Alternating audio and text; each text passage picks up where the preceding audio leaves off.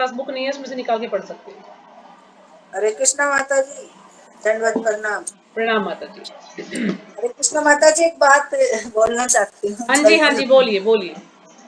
माता जी, जैसे कि आदि लीला माता जी पढ़ाती है ना, ये शिक्षा अमृत हाँ महाप्रभु जी, का, हाँ जी, तो अब वो ऐसे करते हैं हमेशा ही कि भाई जैसे 2 पेज पढ़ाए और हाँ, 2 पेज पढ़ा के तभी सभी से क्वेश्चन उसमें से पूछेंगे। पहले तो ऐसे करते थे, अच्छा। तो हाँ तभी पूछ लेते हैं तो सभी तुरंत वो दे भी देते हैं हुँ, उसमें से, जैसे बोल बोल के कि भाई इसका क्या वो हुआ। और हाँ फिर जी, अब ऐसे करने लग गए कि 2 पेज पढ़ाए और फिर वो क्वेश्चन आंसर भेज देते हैं। तो हाँ फिर जी। मान लो वो सब ढूंढ लेते हैं अपने और फिर आराम से बता देते हैं। और देख गलती हो तो माफ करना। अच्छा, अच्छा, क्वेश्चन आंसर भेज देती है पहले आपको, फिर आप आंसर ढूँढ लेते हैं उनके, क्वेश्चन भेज देती हैं वो। हाँ, अरे अच्छा, पहले ऐसे करते थे कि 2 पेज पढ़ाए, 2 पेज में से ही तभी फिर अच्छा, साथ के अच्छा, साथ क्वेश्चन आंसर सबसे पूछ लेते अच्छा, हैं। अच्छा, ये एंड्रॉइड कर लो अपने अपने और बताओ। ठीक है। और तो मतलब ऐसे मैंने भी बोला था इसमें भी आपको हम ऐसा ही करें, इसमें भी क्वेश्चन क्वेश्चन, भेज दिए जाएँ आपको? जी क्वेश्चन भेज, अगर आपको दिक्कत है क्वेश्चन भेजने में तो जैसे कि 2 पेज पढ़ाए नहीं, और मुझे तभी मुझे आप। दिक्कत नहीं है, लेकिन समय का जैसे मुझे समय मिलता तभी, आज जैसे मुझे बिल्कुल समय नहीं मिला इसकी, मैं इसको क्वेश्चन हाँ आंसर बनाऊँ इसके। हाँ जब मैं वही बना तो। पाऊँगी तो मैं कल आपको दिन में भेज दूँगी, बना दिए तो मैंने, फिर आप आंसर ढूँढ लेना, ठीक है? कल नहीं, पूछेंगे फिर। अगर आप नहीं बना पाओ ना तो माता जी कोई वो नहीं, सभी के घरों में इतना ही काम है और आपके पास भाई बुजुर्ग भी मेरे हैं पास ज़्यादा तो। काम है क्योंकि वो सास बीमार है ना माता जी मेरी, तो इसलिए। मेरे हाँ पास तभी भी माता जी बिल्कुल टाइम नहीं मिला आज। हाँ, हाँ, हाँ आज तब मुझे टाइम नहीं वही मिला है बिल्कुल। ना कि आप ऐसे किया करो कि 2 पेज पढ़ाओ और तुरंत तभी आप ज्यादा थोड़ी ना, आपको भागना थोड़ी ना आगे, आदि लीला आराम आराम माता से जी पढ़ो। का अलग वो है ना, उनके बहुए वगैरह सब कुछ है, हमारे नहीं है तो हमें थोड़ा सा वो हो जाता है। हाँ, बहुएँ तो है, लेकिन काम तो फिर भी करती हैं वो क्लास हाँ कितनी करती हैं, काम ये देखो आपके ना, पास 3-4 से क्लास करती है कितनी। दिन हाँ, में। क्लास उस पे ही तो ज्यादा, पर मैं फिर तो भी एक ही माता जी क्लास काम मुश्किल का से कर इतना पाती नहीं हूँ, है। ये एक ही क्लास बहुत मुश्किल है मेरे लिए करना। हम भी डेली का माता जी क्लास। अटेंड एक ही क्लास कर पाते हैं, हाँ, वही माता ना, जी तो करते मुश्किल लेकिन है हम हमारे कर भी लिए। नहीं पाते। नहीं माता चलो जी ठीक बस है माता जी, आपका अच्छा जो है सुझाव है, मैं कोशिश करूँगी कि नहीं 2 माता जी, पेज पढ़ाए जो उसके आप। क्वेश्चन आंसर बनाएँगे फिर। हरे कृष्ण माता जी, हाँ नहीं जी, कृष्ण आंसर आप मान लो मत परेशानी उठाओ, आप जैसे 2 पेज पढ़ाए है ना जी, जो भी पढ़ा है आप साथ हाँ साथ जी। समझाते जाओ और बस सिर्फ 2 ही पेज पढ़ा के उसी में से क्वेश्चन आंसर पूछ लो तभी। अच्छा, तो अच्छा। आपके ऊपर भी बर्डन नहीं आएगा और ठीक है, आराम से कर भी लेंगे। ठीक है माता जी। हाँ, गलती हो तो माफ करना ना, ना, ना, माता जी। गलती नहीं है, अच्छा सुझाव, वही तो सब हाँ, अपने-अपने सुझाव दें ना, विचार बताएँ भी कैसे हम इसको आगे और अच्छा कर सकते हैं। तो हाँ तभी तो माता ये जी अच्छी सी ऐसे क्लास होगी। करती है तब। हाँ जी। हाँ मैं आज हाँ, पढ़ देखा रही है थी आदिल्ला ना माता जी का, तो मैंने भी कई बार देखा है, जैसे कि व्हाट्सएप पे भेजती है ना वो क्वेश्चन आंसर भेजती हैं शिक्षामृत के। कई बार हाँ हाँ देखा है हाँ मैंने। पर वो खुद ही हाँ। बनाती है कि कोई और माता जी बनाती है? मेरे ख्याल में सीमा पहले तो माता जी वो बनाती है मेरे पहले ख्याल तो से। माता जी खुद ही बनाती थी। अब फिर उसमें थोड़े से सीमा भगत। माता जी है वो बनाती है ना अब? हाँ अब उनको दे दिया वो काम कि हाँ, भाई सीमा माता माता जी मेरे जी। ग्रुप में थी ना, तो वो बनाती है हाँ क्वेश्चन आंसर अब। तो फिर वो माता जी अब बोली मैं बना दूंगी माता जी। हुँ। तो फिर हाँ, तो अब माता क्वेश्चन जी आंसर बना बनाने ली। के लिए उनको रात को बैठना पड़ता था 12 बजे। बताती थी मुझे कि 12 बजे बैठती हूँ रात को क्वेश्चन आंसर बनाने के लिए। 1-1 बजे हाँ सोती हैं वो। हाँ मतलब वो तो कहते फिर हैं ना कि जैसे अर्जुन ने नींद को जीत लिया था, गुडाकेश कहा जाता है अर्जुन को, तो आदिल्ला माता जी को गुडाकेश कहा जाता है। हाँ मुश्किल से हाँ सही बात। 2-3 घंटे सोती हैं बस वो। सही बात है, माता 1-1 जी बजे की फिर तक देखो पढ़ती बात ही रहती हैं अलग है। और उसके बाद सुबह 3:30 बजे उठ जाती हैं। दिन में बिल्कुल कोई माता ज़रूरी जी। नहीं है सो पाएँ या ना सो पाएँ, कोई ज़रूरी नहीं है, सो भी सकती हैं, नहीं भी। नहीं माता नहीं कहाँ जी सो इतनी पाती है क्लासें कोई। देती है माता जी, हाँ, तो तो मेरी सोती उनसे कहाँ बात होंगी। होती है ना, तो मुश्किल से 2-3 घंटे सो पाती हैं बस वो।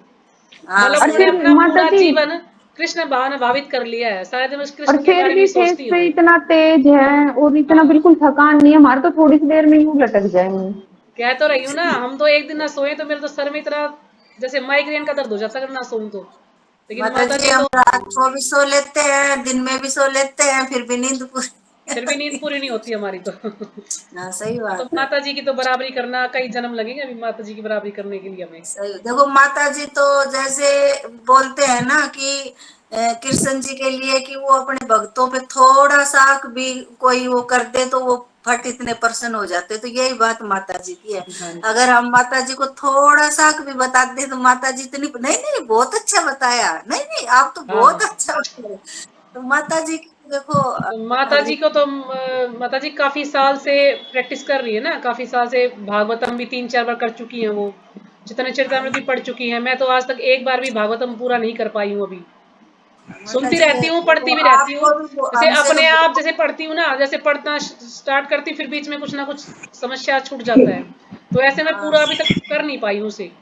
वैसे मैं सुनती कमलेश रहती हूँ, माता लेकिन अपने आप ये से इसको पढ़ नहीं पाई हूँ पूरा अभी तक। माता जी आप भी बहुत कुछ कर रहे हो लेकिन हमारे जैसे कुछ और नहीं कर माता जी तो रहे। 3-4 बार कंप्लीट कर चुकी है उसको, भागवतम को भी, चितन चरितमृत को भी, और भगवद गीता तो पता नहीं कितनी बार पढ़ चुकी है। हाँ माता जी का मन तो बहुत होता है, कभी बोल भगवत गीता शुरू करती हूँ फिर भागवतम शुरू माता जी करती हो। वो ज्यादातर भागवतम ही माता करती जी हैं, भागवतम ज्यादा करती हैं। माता जी भागवत अगर करना हो तो कैसे करेंगे? माता जी की क्लास आती है भागवतम माता माता जी जी 3 बजे। मंदिर से लेनी पड़ेगी आपको, 18 नहीं मेरे किताबें हैं पास वो। है। अच्छा नहीं मेरे पास जो गीता सार है वो वाला है या अलग से है? गीता नहीं गीता वो तो अलग अलग है है माता माता जी, जी। भगवत गीता अलग है, और भागवतम अलग अच्छा है, चितन चरितमृत अलग है। तो अच्छा अच्छा। भागवतम के तो 12 स्कंद हैं और 18 पुस्तकें बनाई हुई है प्रभुपाद जी ने उनकी, जो वो हम थोड़ी ये है जैसे वो। सुख सागर खरीदते हैं ना, और किसी जगह से, सुख सागर में तो भागवतम ही है वो भी, लेकिन उसमें बिल्कुल थोड़ा सा दे रखा है संक्षेप में। लेकिन जो प्रभुपाद जी अच्छा ने अच्छा। बना रखी है, वो इतनी मोटी मोटी बुक है उसकी, अच्छा 18 बुक है, 18 बुक बहुत मोटी मोटी है।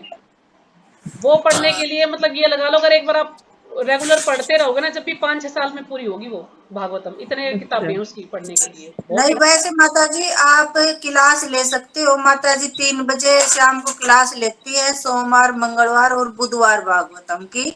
और सबको खूब आराम से छोटे छोटे माता श्लोक जी देके। जॉब करती है ना, सुबह अच्छा 7 बजे क्लास होती है उनकी भागवतम की, अगर आप सुनना चाहें तो सुबह 7 से 8, नहीं 1 घंटा क्लास। शाम को भी माता जी 3 बजे होती है।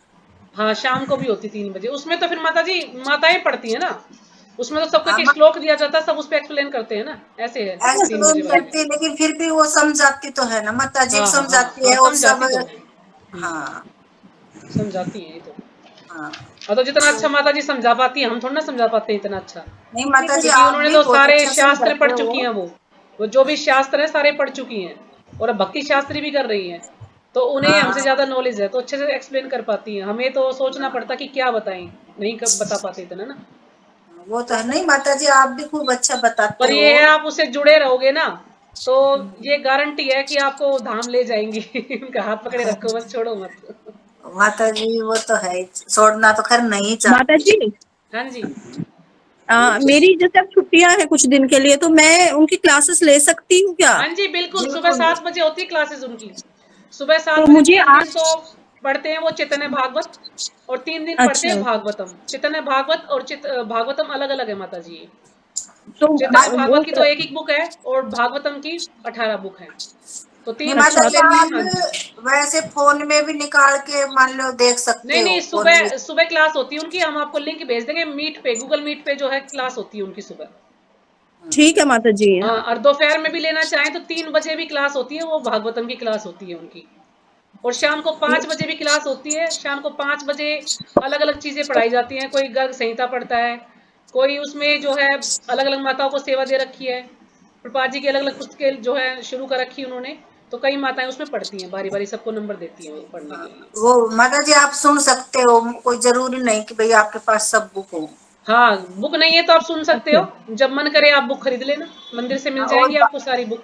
और माता जी अभी मान लो भागवतम आप नहीं खरीद भागवतम कम सकते से कम तो माता जी आपको 8,000 का मिलेगा, अगर भागवतम नहीं सेट आप खरीदना नहीं है तो वो 8,000 का है। ऑनलाइन फोन से भी खरीद सकते हो माता फोन। जी वो तो मैं ले आऊंगी मुझे कोई इशू नहीं है उस चीज का अच्छा तो अच्छा, कि कुछ लोग कितने का जैसे इतना मिलेगा। महंगा खरीद नहीं पाते ना, तो खरीदते हाँ नहीं हाँ है। नहीं तो उसमें हाँ उस चीज का तो मुझे इशू हाँ नहीं है हाँ बस यही है कि उससे ये मुझे जैसे आपकी मैं क्लासेस लेती हूँ तो मुझे अच्छा लगता है तो एक हाँ जी पॉजिटिविटी आती है। हाँ जी।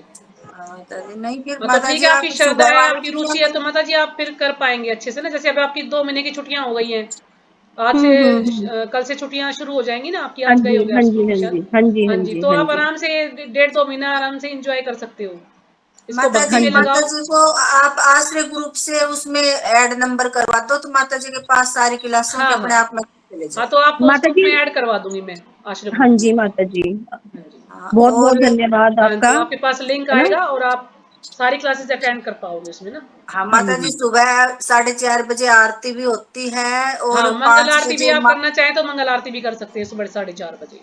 हाँ, सुन सकते ठीक हो है माता माता जी, जी। मैं कोशिश करूंगी, हाँ जी। शुरुआत करने की कोशिश हाँ, आप करती सुन हूँ। सकते हो। जैसे अब आपको अभी करना नहीं आता तो सुन सकते हो आप सुबह। जब भी कर हाँ सकते जी, हो हाँ उनके जी। साथ, अगर आप इंटरेस्टेड है तो माला भी कर सकते हैं। मंदिर अच्छा जाएंगे अच्छा। तो मंदिर से आपको माला मिल जाएगी। पहले आपको नीम की माला देंगे वो, और फिर बाद में जब दीक्षा होगी तो तुलसी माला मिलेगी। अभी जैसे मुझे तुलसी माला मिली हुई क्योंकि हमारी दीक्षा हो चुकी है, तो पहले अच्छा आपको अच्छा। नीम की माला देंगे मंदिर से, और जब थैली देंगे तो आपको उसके साथ जो है जब करना होगा सुबह। ठीक है माता जी। हाँ जी, तो मैं आपको ग्रुप में ऐड करवा दूंगी, धन्यवाद। ठीक है। जी माता जी, ठीक, धन्यवाद माता जी आपका। के नंबर ऐड करवा देना। और हाँ सुबह जी। माता जी भी क्लास लेती है 5 बजे, मान लो हाँ 3 हाँ दिन हाँ, मैं लेती है। भेज दूंगी माता जी के पास नंबर, वो ऐड, क्योंकि मैं एडमिन नहीं हूँ ना, माता जी ऐड कर पाएंगी इनको, तो हाँ उनको बोल माता दूंगी जी, एडमिन कर दूँ। मैं भी एक नंबर आपको दूंगी माता जी, उसको भी भेजना। कहाँ पे ऐड कराना उसको? आदिल्ला माता जी सुबह को देना है? 7 बजे वाली में। 7 बजे वाले में, ठीक है। आप मुझे नंबर भेज दिएगा, मैं उनको बोल दूंगी। ठीक है माता जी। ठीक है, तो अब शुरू करें। 9:15 हाँ हो माता गए जी। हैं। ठीक है माता जी। ठीक है, हाँ जी मुस्कान माता माता जी। जी आप शुरू कीजिए। है माता जी। मुस्कान माता जी शुरू कीजिए, मुस्कान माता जी को पढ़ना है आज। हाँ जी माता जी, हरे कृष्णा। हरे कृष्णा। आवाज क्लियर है मेरी? दूसरा चैप्टर पढ़ना है माता जी मुस्कान आवाज माता जी आज। क्लियर है? वो तो दिखता ही नहीं है। आवाज बहुत कम आ रही है माता जी। हाँ जी, आवाज थोड़ी कम है मुस्कान माता जी, आवाज कम है आपकी।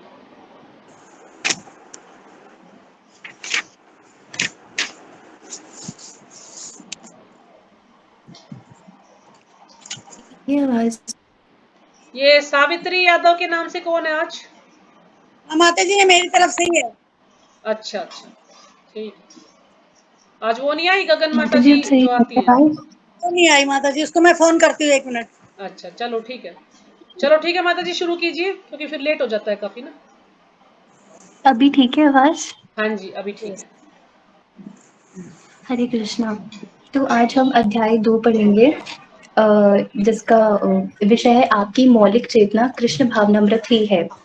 तो जैसे कि कल माता जी ने बताया था कृष्ण भावनामृत का अर्थ, कि ये 3 शब्दों से मिलकर बना है, कृष्ण, भावना और अमृत। कि कृष्ण की भावना जो होती है वो अमृत की तरह होती है, अमृत के रस की तरह होती है। तो समस्त मानव जाति जो है वो मानव जाति को आध्यात्मिक अस्तित्व पर लाने का ही प्रयास है।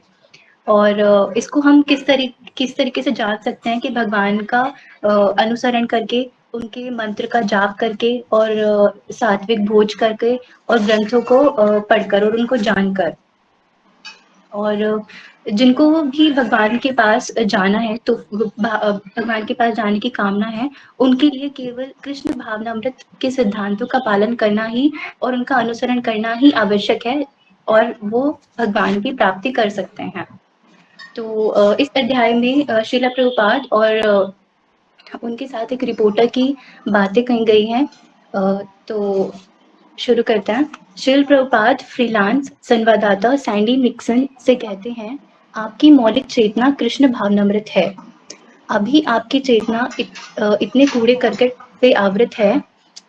मतलब कि श्रील प्रभुपाद बोलते हैं कि आपकी चेतना जो है वो कृष्ण भावनामृत है। मौलिक का मतलब होता है वास्तविकता, मतलब मूल रूप से जो हमारी जो चेतना है वो वास्तव में कृष्ण भावनामृत ही है, लेकिन हमने इसको एक कूड़े करकट की तरह बना रखा है और आपको इसे स्वच्छ करना पड़ेगा, तब यह कृष्ण भावनामृत से परिणत हो जाएगी। जब हमें इसको स्वच्छ करना होगा ताकि ये हम जो है कृष्ण भावनामृत को जान पाएंगे, उसको उस तरीके से बदल पाएंगे। हमारी चेतना जल के समान है। जो हमारी जो चेतना है वो श्रील प्रभुपाद बोलते हैं कि वो एक जल के समान है, कि जिस तरीके से जल जो है वो स्वच्छ और पारदर्शी होता है, लेकिन कभी-कभी वह मैला हो जाता है, मतलब उसके अंदर कोई गंदगी आ जाती है, कोई इम्प्योरिटी आ जाती है। तो यदि आप जल से संपूर्ण मैल को छान दें, तो पुनः वह अपनी मौलिक, स्वच्छ और पारदर्शी अवस्था को प्राप्त कर लेता है। तो जिस तरीके से अगर कोई भी मैला पानी होता है, उसको अगर हम छान देते हैं, तो फिर वो फिर से स्वच्छ और पारदर्शी हो जाता है। तो उसी प्रकार हम अपनी मौलिक चेतना को भी कृष्ण का जप कर उसको भी स्वच्छ और पारदर्शी बना सकते हैं। तो आगे इधर बातें दोनों की, रिपोर्टर की और शिल प्रभात के बारे में बताया कि उनके बीच में क्या बातें हुई।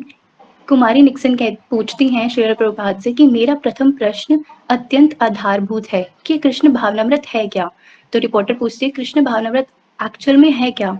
तो श्रील प्रभात कहते हैं कृष्ण का अर्थ है भगवान, सच्चिदानंद, और हम सभी का भगवान के साथ घनिष्ठ संबंध है क्योंकि वे हमारे मूल पिता है। कि श्रील प्रभुपाद कहते हैं कि हमारा भगवान के साथ घनिष्ठ संबंध है क्योंकि वो हमारे मूल पिता हैं। कि हमें लगता है कि चाहे कोई भक्ति करे या ना करे, चाहे वो माने या ना माने, लेकिन हमारा श्री कृष्ण के साथ संबंध जन्म से ही बंधा होता है क्योंकि वो हमारे मूल पिता हैं। परंतु हमें इस संबंध का विस्मरण हो गया है, लेकिन हम कहीं ना कहीं उस चीज को भूल गए हैं। जब हमारी रुचि यह जानने में हो जाती है कि भगवान के साथ मेरा क्या संबंध है, जीवन का लक्ष्य क्या है, तब हमें श्री कृष्ण भावना भावित कहा जाता है। कि जब हमें भगवान के बारे में जानने की, उनके श्री कृष्ण को जानने की जब हम रुचि रखते हैं कि हमारा उनके साथ संबंध क्या है और हमारे जीवन का लक्ष्य है क्या, तभी हम कृष्ण भावना भावित हो सकते हैं। तो कुमारी निक्सन पूछती हैं साधक में कृष्ण भावनामृत का विकास किस प्रकार होता है? कि हम जो एक व्यक्ति होता है, साधक होता है, उसके अंदर कृष्ण भावनामृत का विकास होता कैसे है? तो श्रील प्रभुपाद कहते हैं कृष्ण भावनामृत प्रत्येक जीव मात्र के हृदय में पहले से ही विद्यमान है। जैसे मैंने कहा कि बचपन से ही, जन्म से ही हमारे अंदर कृष्ण भावनामृत होती है, लेकिन उसे जागृत करना वो कब होता है? जब हम उनका जप करते हैं और भक्तों के साथ मिलते हैं और उनके साथ जुड़ते हैं, उनसे बातें करते हैं और भगवान के बारे में ज्ञान लेते हैं, तभी हम उसको जागृत करते हैं। लेकिन होती सबके अंदर है बचपन से ही, किंतु हम अपनी भौतिक बद्ध जीवन के कारण इसका विस्मरण कर चुके हैं। लेकिन हम अपनी भौतिक मतलब जो हमारी जो अभी की मटीरियलिस्टिक चीजें होती हैं, चीजों के साथ लगाव, ऐसे जीवन के कारण हम इसको भूल चुके हैं। हरे कृष्ण महामंत्र अर्थात हरे कृष्णा कृष्ण कृष्ण हरे हरे, हरे राम राम राम हरे हरे का कीर्तन पहले से ही हमारे हृदय में विद्यमान कृष्ण भावनामृत को जागृत कर देता है। कि हरे कृष्ण का जाप कर हम अपने जो कृष्ण भावनामृत है उसको हम जागृत कर सकते हैं, उनका संकीर्तन कर। उदाहरणार्थ कुछ मास पूर्व इन अमेरिकन एवं यूरोपियन युवकों तथा युवतियों को कृष्ण के विषय में कुछ भी पता तक नहीं था, परंतु कल ही हम लोगों ने देखा कि ये लोग रथ यात्रा महोत्सव में किस प्रकार हरे कृष्णा कीर्तन के साथ भावपूर्ण नृत्य कर रहे थे। कि श्रील प्रभुपाद कहते हैं कि वो श्रील प्रभुपाद एग्जाम्पल दे रहे हैं कि उदाहरण दे रहे हैं कि कैसे व्यक्ति के अंदर बता सकते हैं हम कि कृष्ण भावना जो है वो जन्म से ही होती है। वो बताते हैं कि जैसे जो विदेशी जो लोग हैं वो रथ यात्रा के महोत्सव में हरे कृष्ण संकीर्तन के साथ कर रहे हैं और नृत्य कर रहे हैं, तो क्या आप सोचती हैं कि वह सब कृत्रिम था? कृत्रिम का मतलब होता है नकली या फिर बनावटी था। तो जी नहीं, कृत्रिम भाव से कोई भी लगातार घंटों तक कीर्तन एवं नृत्य नहीं कर सकता। तो प्रभुपाद जी कहते हैं कि बनावटी भाव से कोई भी लगातार घंटों तक कीर्तन नहीं कर सकता। कि अगर आपको लगता है कि वो नाटक कर रहे थे या फिर ये जो भी वो जप कर रहे थे या नृत्य कर रहे थे भगवान के जप में, तो वो सब बनावटी था, लेकिन ऐसा नहीं है। कोई भी घंटों तक ऐसा नहीं कर सकता। एक प्रमाणिक विधि का पालन करके इन लोगों ने वास्तव में अपने कृष्ण भावनामृत को जागृत किया है। कि उन्होंने सचमुच भगवान को जानकर और उनकी प्रमाणिक विधि का पालन करके उन्होंने अपने अंदर कृष्ण भावनामृत को जागृत किया है। इसको श्री चैतन्य चरितामृत में समझाया गया है। नित्य सिद्ध कृष्ण प्रेम साध्य कबू नया, श्रवणादि शुद्ध चिते करिए उदय। कि कृष्ण के प्रति जो प्रेम है वो उसका कोई अंत नहीं है और उसको हम पूर्णतः जान नहीं सकते, वो इतना अनंत है। और श्रवणादि शुद्ध चिते करे उदय। कि जब व्यक्ति सचमुच में खुद को कृष्ण भागवतम में ढाल लेता है, तो तब उसका श्री कृष्ण के साथ संबंध जो है वो सदैव बना रहता है, हमेशा के लिए। वो कभी टूट नहीं सकता। फिर एक बार संबंध जब वो जुड़ जाता है भगवान के साथ और अनंत मतलब उसका जो संबंध है वो अनंत बन जाता है।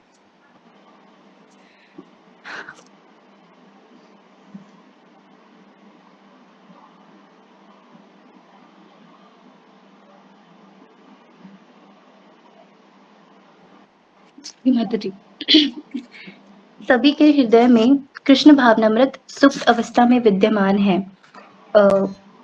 और जब मनुष्य भक्तों के संपर्क में आता है तब यह भक्ति जागृत हो जाती है कि सभी के अंदर कृष्ण भावनामृत जो है वो सुप्त अवस्था में मतलब सोई हुई अवस्था में विद्यमान है।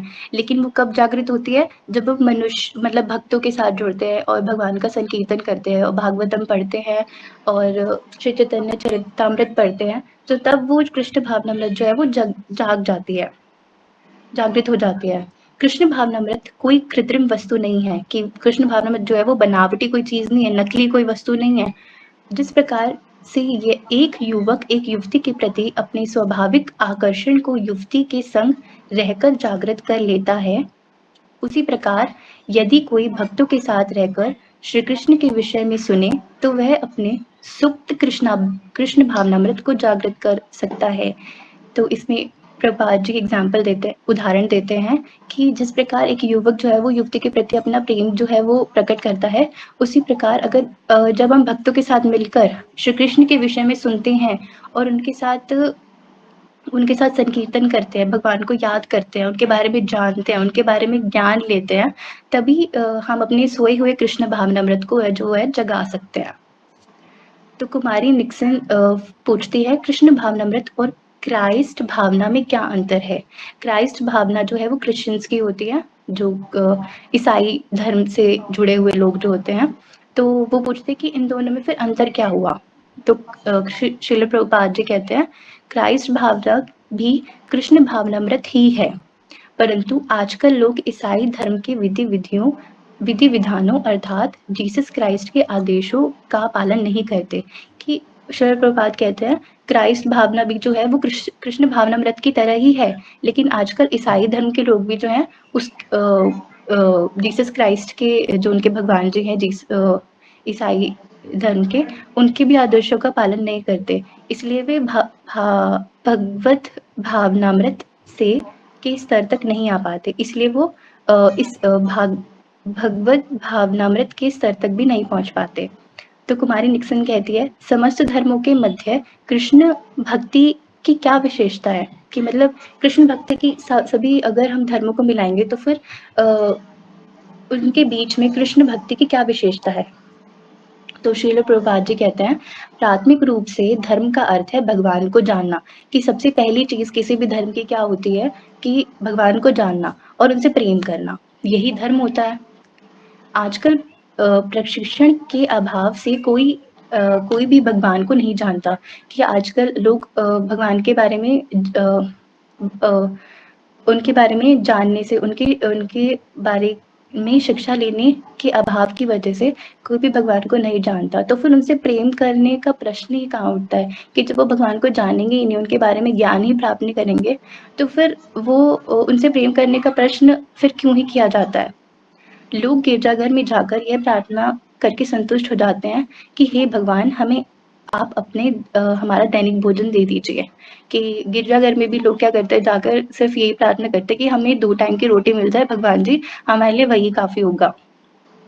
तो श्रीमद् भागवतम में इसे वंचक धर्म कहा गया है, कि श्रीमद् भागवतम में इस चीज़ को वंचक धर्म कहा गया है, क्योंकि इसका लक्ष्य भगवान को जानना और उनसे प्रेम करना नहीं, बल्कि वरन कुछ व्यक्तिगत लाभ उठाना है।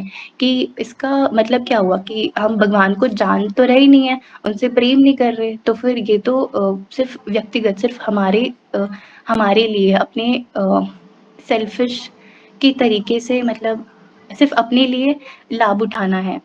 तो दूसरे शब्दों में यदि मैं किसी धर्म विशेष का पालन करने का दावा करता हूँ, परंतु मुझे यही ज्ञात नहीं है कि भगवान कौन है, कि हम धर्म को जानना चाहते हैं लेकिन हमें यही नहीं पता जबकि भगवान है कौन और उनसे किस प्रकार प्रेम किया जाता है, तो फिर ये कोई धर्म विशेष को पालन करना नहीं होता है।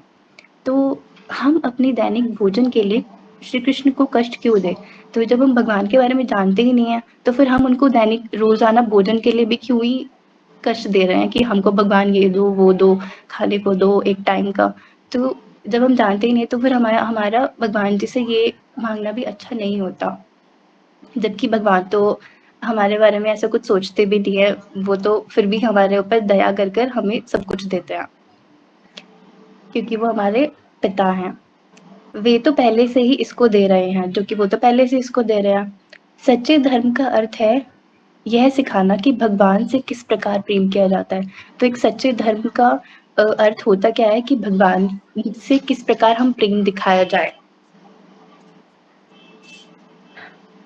श्रीमद् भागवतम के अनुसार स वै पुंसां परो धर्मा यतो भक्ति बात सुनो रधो। मुस्कान, बीच में एक पेज और है ना, आप ये तीसरे पेज में चले गए, दूसरा पेज होगा। एक गौरांग ने ना अच्छे से शायद भेजे नहीं आपके पास ना।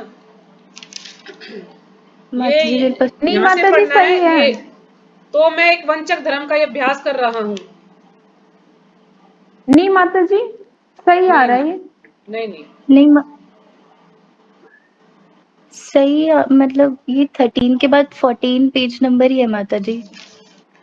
13 के बाद 14 है। हाँ चल पढ़ फिर। मुझे जो पढ़ रही है वो मेरी बुक में भी सही आ रहा है माता जी। स वै पुंसाम परो धर्मो, या तो ये मेरे में 15 नंबर पेज पे है ये वाला श्लोक ना।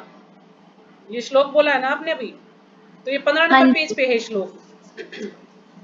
इससे पहले तो कुमारी निक्सन ने एक क्वेश्चन और पूछा है कि ढोंगी गुरुओं के बीच में से एक आध्यात्मिक गुरु को किस प्रकार पहचाना जा सकता है। ठीक है माता जी, तो आज से इसके शुरू ऊपर एक करते हैं। पैराग्राफ और है इसके ऊपर ना, ये हाँ कि जी हाँ जी तो मैं एक वंचक धर्म का अभ्यास कर रहा हूँ, इस वाले पेज में पढ़िए आप।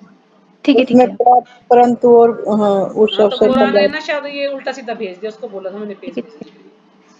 अच्छा परंतु मुझे यही ज्ञात नहीं है कि भगवान कौन है अथवा उनसे किस प्रकार प्रेम करना है, तो मैं एक वंचक धर्म का ही अभ्यास कर रहा हूँ। अब ठीक है माता जी? हाँ जी ठीक। ठीक है। जहाँ तक क्रिश्चियन ईसाई धर्म का संबंध है, भगवान को समझने के लिए उसमें पर्याप्त अवसर दिया गया है। कि ईसाई धर्म के बारे में बताया गया है कि भगवान को समझने के लिए उसमें पर्याप्त अवसर दिया गया है, परंतु कोई भी उस अवसर का लाभ नहीं उठा रहा है। कि वो यही प्रार्थना करते हैं कि हमें बस अपने भौतिक जीवन का मतलब सिर्फ खाने को मिल जाए वही काफ़ी है। वो भगवान के बारे में कुछ नहीं जानते, उनसे प्रेम करने के बारे में कुछ नहीं जानते। उदाहरण के लिए बाइबल में आदेश है तुमको हत्या नहीं करनी चाहिए, परंतु ईसाई लोगों में विश्व के सर्वोत्तम ईसाई खाने बनवाए गए हैं कि जो ईसाई लोगों की जो बाइबल जो उनकी धर्म की जो ग्रंथ है उसमें लिखा हुआ है कि तुम्हें हत्या नहीं करनी चाहिए, जबकि ईसाई ही सबसे ज़्यादा हत्याएं करते हैं। कसाई खाने सबसे ज़्यादा वहीं पर ही बने हुए हैं। वे भागवत भावना भावित कैसे हो सकते हैं? यदि वे प्रभु जैसे क्राइस्ट के आदेशों का अवज्ञा करें, तो फिर वो हम भगवान को कैसे जानेंगे जब वो खुद के ही प्रभु जीसस क्राइस्ट के आदेशों का जो है वो पालन नहीं करते। और ऐसा केवल ईसाई धर्म में ही नहीं प्रत्येक धर्म में हो रहा है। तो फिर ये सिर्फ ईसाई धर्म में ही नहीं सभी धर्मों में हो रहा है। हिंदू, मुसलमान या क्रिश्चियन नाम केवल एक रबर की मोहर है। सिर्फ एक मोहर की तरह धर्म के नाम दे दिए गए हैं, लेकिन पालन कोई नहीं करता भगवान जी के नाम पे। इनमें से एक भी यह नहीं जानता कि भगवान कौन है और उन्हें किस प्रकार प्रेम करना चाहिए। कुमारी निक्सन फिर पूछती हैं, ढोंगी गुरुओं के बीच में से एक आध्यात्मिक गुरु को किस प्रकार पहचाना जाए? कि ढोंगी गुरुओं के बीच में जो आध्यात्मिक गुरु है, जो हमें आध्यात्मिक लोक के बारे में बताए, भगवान की भक्ति के लिए बताए, तो फिर हम उनको किस प्रकार पहचान सकते हैं? तो श्रील प्रभुपाद जी कहते हैं, जो भी ये शिक्षा दे कि भगवान को किस प्रकार जाना जाए और उनसे किस प्रकार प्रेम किया जाए, वही एक आध्यात्मिक गुरु है। कि एक आध्यात्मिक गुरु वही होगा, अच्छा गुरु वही होगा जो हमें बताए कि भगवान को किस प्रकार हम जान सकते हैं, किस प्रकार हम उनके बारे में ज्ञान ले सकते हैं और किस प्रकार हम उनसे प्रेम कर सकते हैं, वही एक आध्यात्मिक गुरु होगा। कोई भी मतलब वो ये चीज़ नहीं बताएगा कि मतलब अपने स्वार्थ के लिए कभी कोई चीज़ नहीं बताएगा। कभी-कभी ढोंगी धूर्त लोगों को मार्गभ्रष्ट करते हैं। कभी-कभी जो ढोंगी लोग होते हैं वो मार्गहीन दर्शन करते हैं लोगों का, कि वो कहते हैं कि मैं भगवान हूँ, वे दावा करते हैं और जिनको यह पता ही नहीं है कि भगवान क्या है, वे उन धूतों का विश्वास कर लेते हैं। तो फिर ढोंगी लोग क्या करते हैं, उनको भगवान के बारे में बताते नहीं है कुछ और अपने बारे में बोलते कि मैं भगवान हूँ, तो फिर वो भगवान के बारे में कभी जान ही नहीं पाते और उन्हीं का विश्वास कर लेते हैं। आपको ये समझने के लिए अवश्य ही एक गंभीर जिज्ञासु होना चाहिए कि भगवान कौन है। तो अगर आपको समझना है भगवान के लिए तो फिर हमें उनके बारे में ज्ञान लेना और उनको जानना कि भगवान आखिर में है कौन और उनसे किस प्रकार का प्रेम किया जाए। नहीं तो आप केवल अपना समय नष्ट करेंगे। अगर हम उनके बारे में नहीं जान रहे तो फिर हम केवल एक तरह से अब अपना टाइम जो है वो नष्ट कर रहे हैं। दूसरे लोगों और हम में यह अंतर है कि केवल हमारा आंदोलन ऐसा है जो मनुष्य को वास्तव में शिक्षा दे सकता है कि भगवान को किस प्रकार जाना जाए और उनसे किस प्रकार प्रेम किया जाए। तो भगवान श्रील प्रभुपाद कहते हैं कि हमारा आंदोलन जो है कृष्णा कॉन्शियसनेस वाला वो बाकी के उससे अलग इसलिए है कि हम शिक्षा देते हैं कि भगवान को किस प्रकार जाना जाए और किस प्रकार हम उनसे प्रेम कर सकते हैं। हम श्रीमद् भागवत गीता एवं श्रीमद् भागवतम के उपदेशों का आचरण करके यह विज्ञान प्रस्तुत कर रहे हैं। हम श्रीमद् भागवतम और श्रीमद् भागवत गीता का उनके उपदेशों का अनुसरण कर हम इस विज्ञान को प्रस्तुत कर रहे हैं और यह है कि पूर्ण पुरुषोत्तम भगवान श्री कृष्ण को किस प्रकार जाना जा सकता है। ये ग्रंथ हमें सिखाते हैं कि हमारा एकमात्र प्रयोजन भगवान से प्रेम करना है, कि हमारा परम जो सबसे पहला जो काम है वो है भगवान से प्रेम करना, फिर भगवान को जानना, भगवान से अपनी आवश्यकताओं की पूर्ति की मांग करना नहीं। भगवान से सिर्फ अपनी चीजों की मांग करना ही काम नहीं है, उनको जानना, उनसे प्रेम करना है सबसे पहला काम। भगवान तो सभी की आवश्यकताएं पूर्ण कर रहे हैं, उन लोगों की भी जिनको कोई भी धर्म नहीं है। जैसे कि मैंने पहले बताया कि हम भगवान को याद करें या ना करें, भगवान तो फिर भी हमें पूर्णतः जानते हैं और सभी की जो है मदद करते हैं, लेकिन हमारा भी उनके प्रति एक कर्तव्य होना चाहिए कि हम उन्हें जाने, हम उनसे प्रेम करें। तो सिर्फ अपनी आवश्यकताओं की पूर्ति के लिए ही उन्हें याद ना करें, ये कोई धर्म नहीं है। उदाहरण के लिए कुत्ते बिल्लियों का कोई धर्म नहीं होता, फिर भी श्री कृष्ण उनके जीवन की आवश्यकता को पूर्ण करते हैं। तो यहाँ पे श्रील प्रभुपाद जी ने मतलब हमें बताया, मतलब कुत्ते बिल्लियों का उदाहरण देके बताया कि उनका भी कोई धर्म नहीं होता, वो श्री कृष्ण को याद भी नहीं करते, फिर भी तो उनकी आवश्यकताएं जो है वो पूर्ण हो रही हैं। तो फिर लेकिन हमें उनकी तरह थोड़ी ना बनना है, उनकी तरह जानवर नहीं बनना है, क्योंकि हम तो भगवान ने हमको इतनी शक्ति दी है कि हम पढ़ सकते हैं और उनका जप कर सकते हैं, उनको याद कर सकते हैं, उनको प्रेम कर सकते हैं, जबकि जानवर ऐसा नहीं कर सकते। तो आवश्यकताएं उनकी भी पूरी हो रही है, आवश्यकताएं हमारी भी पूरी हो रही है, लेकिन हमारा भी भगवान के प्रति कर्तव्य होना चाहिए कि हम उन्हें याद करें। तो हम अपनी दैनिक भोजन के लिए श्री कृष्ण को कष्ट क्यों दें? वे तो पहले से ही इसको दे रहे हैं। सच्चे धर्म का अर्थ यह सीखना है कि भगवान से किस प्रकार प्रेम किया जाए। तो सच्चे धर्म का अर्थ यही है कि हम भगवान को किस तरीके से प्रेम कर सकते हैं। श्रीमद् भागवतम के अनुसार स वै पुंसाम परो धर्मो यतो भक्ति रधोक्षजे अहेतु क्य प्रत्यता ययात्मा सप्रू सिद्धिते। प्रथम श्रेणी का धर्म हमें यह शिक्षा देता है कि भगवान से किस प्रकार अटूट प्रेम किया जाए, मतलब अटूट, मतलब जिसका कभी कोई अंत ही ना हो, अटूट प्रेम किया जाए भगवान से। तो प्रथम श्रेणी का धर्म वही होता है। यदि मैं किसी लाभ के लिए भगवान की सेवा करता हूँ तो वह व्यापार है, प्रेम नहीं। यदि हम भगवान को सिर्फ एक लाभ उठाने के लिए कि भगवान हमें ये दे दो, हमें गाड़ी दे दो, हमें पैसा दे दो, हम अपने लाभ के लिए भगवान की सेवा कर रहे हैं, तो वो एक तरह का व्यापार हो गया, लेन देन हो गया, तो वो प्रेम नहीं होता। यथार्थ भगवत प्रेम अहेतु की अप्रहिता होता है, जिसका कोई मतलब अहेतु अप्रहिता होता है, इसे किन्हीं भौतिक कारणों के द्वारा रोका नहीं जा सकता और इसमें कोई शर्त नहीं होती। यदि कोई वास्तव में भगवान से प्रेम करना चाहता है तो कोई बाधा सामने नहीं आती। तो अगर कोई सच में वास्तव में ही भगवान को प्रेम करना चाहता है तो उसके सामने कोई बाधा सामने नहीं आती। तो उसको भगवान को पाने के लिए, उनको जानने के लिए कोई नहीं रोक सकता। प्रत्येक जीव उनसे प्रेम कर सकता है। हर एक जीव जो है भगवान से प्रेम कर सकता है, चाहे वह निर्धन हो या धनी हो, युवा हो अथवा वृद्ध हो, काला हो या गोरा हो। भगवान को एक बार जब हम प्रेम करते हैं तो फिर भगवान फिर ये नहीं देखते कि वो काला है या गोरा है या निर्धन है या धनी है, सभी जो हैं उनसे प्रेम कर सकते हैं। ठीक है मुस्कान माता जी, इसके यहीं पे विराम कीजिए बस, हाँ जी। क्योंकि ये अगला जो क्वेश्चन है ना काफी लंबा है, दूसरे पेज पे भी, वो पेज भी नहीं भेजा मैंने आपको, और ये काफी लंबा पड़ेगा। ओके माता जी, हाँ हरे जी, और यहाँ कृष्णा। से फिर कल पढ़ेंगे। हाँ जी, हरे कृष्ण। तो आप सबको अच्छे से समझ में आया कि माता जी ने बहुत ही अच्छे से समझाया है। तो माता जी का हम धन्यवाद करेंगे बाय चैंटिंग हरे कृष्णा बोल के। ठीक है, बोलिए आप सब अनम्यूट करके।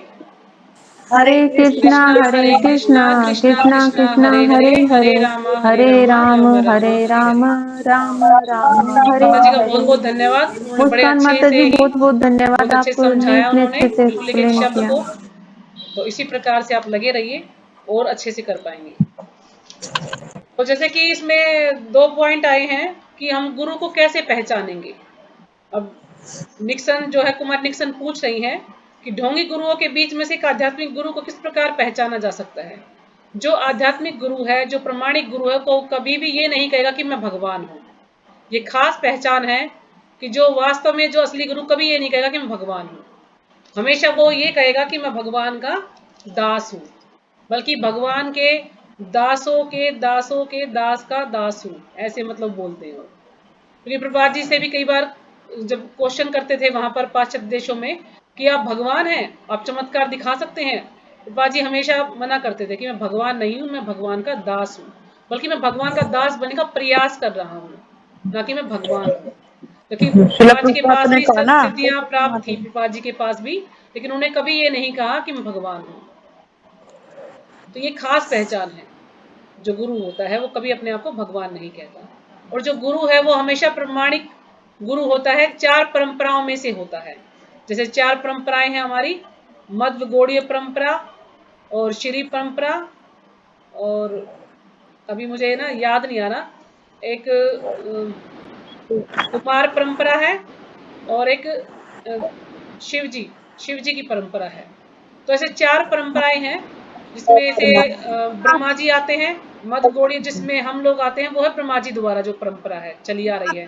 जैसे माता जी कृष्ण भगवान ने ब्रह्मा जी को ज्ञान दिया, फिर ब्रह्मा जी ने जो है नीचे नारद जी को दिया, नारद जी ने फिर जो है व्यासदेव को दिया, व्यासदेव ने शुकदेव गोस्वामी को दिया।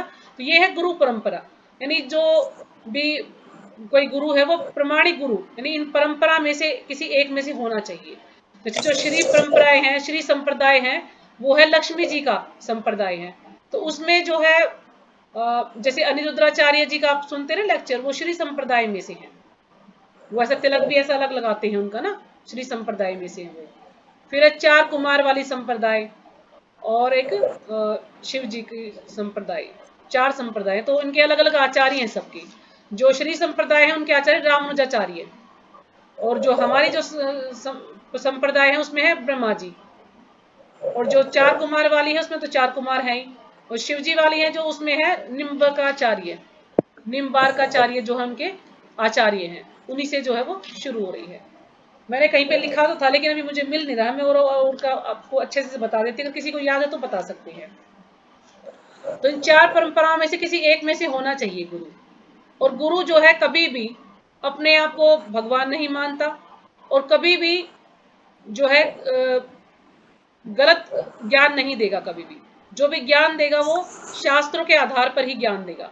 गुरु का ये कार्य है कि कभी भी ये नहीं कि कुछ भी गलत सलत उसने ज्ञान बता दिया, नहीं, वो हमेशा जो शास्त्रों के आधार पर जो ज्ञान है उसी को देता है, वही बताएगा, और उससे अलग कुछ नहीं बताएगा। और अपने आप को दास बताएगा कि भगवान का दास हूं। और जो अच्छा गुरु है उसका कर्तव्य होता है कि वह शिष्य को भगवान के धाम लेकर जाए। जो गुरु ऐसा नहीं कर पाता वो वास्तव में उसको कहते हैं कि गुरु नहीं बनना चाहिए, अगर अपने भक्तों को, अपने शिष्यों को वो भगवान के धाम ना ले जा पाए तो। तो इस प्रकार से कई गुण होते हैं जो असली गुरु होते हैं। अभी मैंने नोट तो किया था लेकिन मैंने ध्यान नहीं किया, अब वो डायरी में लिखा हुआ है, तो कल मैं अच्छे से और आपको समझा दूंगी। और 4-5 गुण हैं गुरु के जो हम पहचान कर सकते हैं कि असली गुरु वास्तव में कौन है। और जो गुरु है वो हमेशा भगवान की भक्ति करता रहता है, अपनी पूरी इंद्रियां जो हैं उसके कंट्रोल में होती है, हमेशा अपनी सारी इंद्रियों को भगवान की भक्ति में लगाता है। आजकल के जो गुरु हैं उनकी तरह से नहीं है कि वो सारे शौक कर रहे हैं, अपने जो है खाने पीने में भी कोई कंट्रोल नहीं है, ऐशोआराम में कोई कंट्रोल नहीं है, तो ऐसे गुरु नहीं है। आध्यात्मिक गुरु जो असली गुरु होते हैं, जो प्रमाणिक गुरु हैं, ऐसा कुछ नहीं है। और वो कभी भी जो है, अब जो हमारा इस्कॉन में जो भी गुरु हैं या जो भी उनके शिष्य हैं, कभी भी ये नहीं होता कि एकांत में वो मंत्र देंगे हमें, ऐसा कभी देखने में नहीं आएगा। और हम किसी संस्था से जुड़ते हैं तो वो क्या करते हैं कि हम कान में मंत्र बताएंगे, अकेले आ जाओ अंदर, औरतों को अकेले बुला लेते हैं और उनके साथ आप सब समझते हैं गलत कार्य करते हैं, नाम देने के लिए उनको अंदर बुलाएंगे और फिर कुछ भी उनके साथ करेंगे। और वो ऐसे औरतें जो है बता भी नहीं सकती किसी के सामने और अंदर अंदर कुड़ती रहती हैं। तो ऐसा ज्ञान बेकार है। कुछ लोग ऐसे हैं कि मंत्र तो देंगे लेकिन कहेंगे प्याज लहसुन भी खाओ, तुम चाय भी पियो, कॉफी पियो, कोई परहेज नहीं है, बस नाम करे जाओ। तो ये गुरु भी सब ढोंगी गुरु ही आते हैं, क्योंकि असली गुरु वो है जो हमें भगवान का सच्चा ज्ञान दे सके भगवान के बारे में।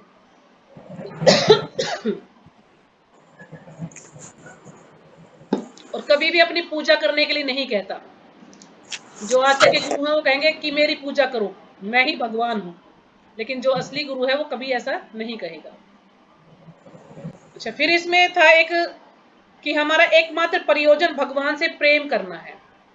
तो प्रयोजन क्या है, हमारा लक्ष्य क्या है? तो 3 कार्य होते हैं, संबंध, अभिधेय और प्रयोजन। संबंध कि भगवान के साथ हमारा क्या संबंध है, अभिधेय कि हमें जब हमें पता लग गया कि भगवान के साथ हमारा क्या संबंध है, फिर हमें भगवान की सेवा करनी चाहिए, उसे कहा जाता है अभिधेय। कि अब हमें जब पता लग गया कि भगवान कौन है तो फिर हम उनकी सेवा करें। और जब सेवा करने के बाद तीसरा आता है प्रयोजन, यानी भगवान का प्रेम प्राप्त करना, भगवान के धाम जाना। तो ये है हमारा लक्ष्य। जीवन का असली लक्ष्य क्या है कि हमें भगवान का प्रेम प्राप्त करना है, भगवान के धाम जाना है। तो इस प्रकार से 3 चीजें होती हैं, सीरियल वाइज चलती हैं, संबंध, अभिधेय और प्रयोजन।